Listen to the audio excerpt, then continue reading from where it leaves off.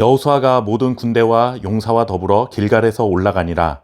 그때 여호와께서 여호수아에게 이르시되 그들을 두려워하지 말라. 내가 그들을 내 손에 넘겨 주었으니 그들 중에서 한 사람도 너를 당할 자 없으리라 하신지라. 아멘. 기브온 사람들이 가나안 원주민들을 반역하고 이스라엘과 언약을 맺었다는 소문이 퍼져나갔습니다. 이 소문을 들은 가나안 민족 중에서 예루살렘의 왕이 크게 두려워했습니다. 그래서 예루살렘 왕은 가나안 땅 남쪽 지역에 거주하는 5 왕과 함께 자신들을 배신한 기브온을 공격하게 됩니다. 이렇게 가나안 연합군의 공격을 받게 된 기브온은 이스라엘에게 도움을 요청하게 되고 이스라엘도 기브온을 돕기로 결정을 합니다.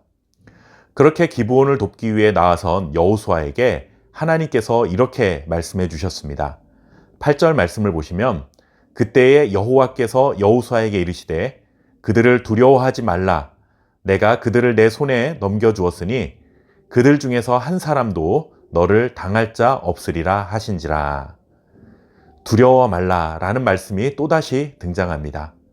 이 말씀 속에는 하나님께서 승리케 하시겠다는 약속의 의미가 담겨 있는 것이죠.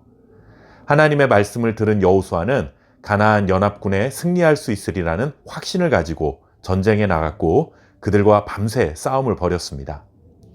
갑작스럽게 나타난 이스라엘 군대로 인해 가나안 연합군은 당황했고 결국 이들은 도망하기 시작했습니다. 그리고 이스라엘 군대는 도망하는 가나안 연합군을 계속 추격하며 공격했습니다. 그런데 이때 놀라운 일이 벌어집니다. 도망가던 가나안 연합군에게 하나님께서 큰 우박을 내리셨는데 성경은 이스라엘의 칼에 죽은 자보다 우박에 죽은 자가 더 많다라고 전하고 있습니다.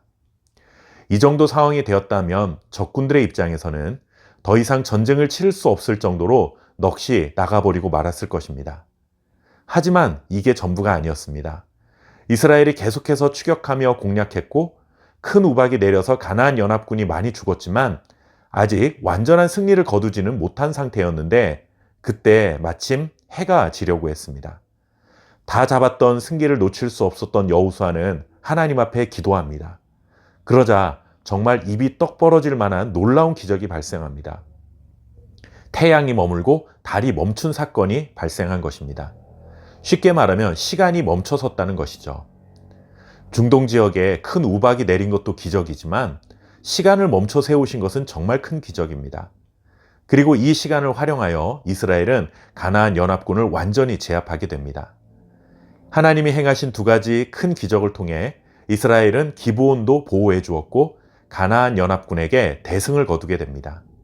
그렇다면 우리도 이와 같은 기적을 경험하게 원한다면 어떤 삶을 살아가야 할까요?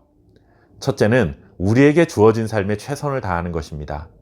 큰 우박을 내리시고 시간을 멈추신 것은 오직 하나님의 능력이지만 그렇다고 해서 이스라엘은 손 놓고 가만히 있었던 것이 아닙니다.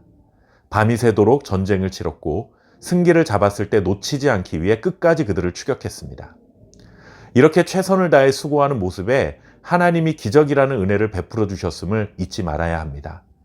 기적은 우리가 노력한다고 만들어지는 것은 아니지만 하나님이 기적을 행하시는 기회로 사용될 수 있다는 것을 기억해야 합니다. 또 하나는 믿음으로 기도하고 믿음으로 행하는 것입니다.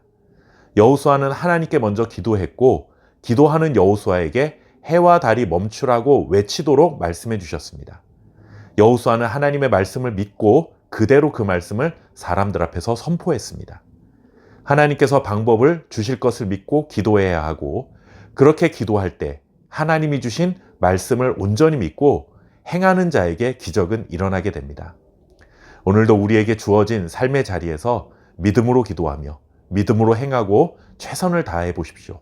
그러면 기적과 같은 은혜로 우리의 삶을 채우실 하나님의 능력이 임하게 될 줄 믿습니다. 오늘도 그 능력으로 승리하는 복된 하루 되시기를 주님의 이름으로 축원합니다. 감사합니다.